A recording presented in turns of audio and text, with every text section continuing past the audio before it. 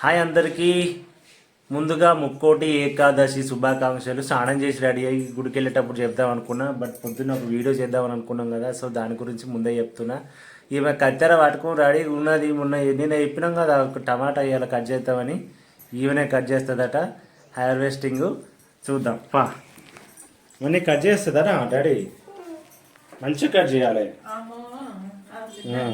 cut చేయి ఇగో ఇక్కడ cut చేయాలి నువ్వు చాక్ తోటి ఇక్కడ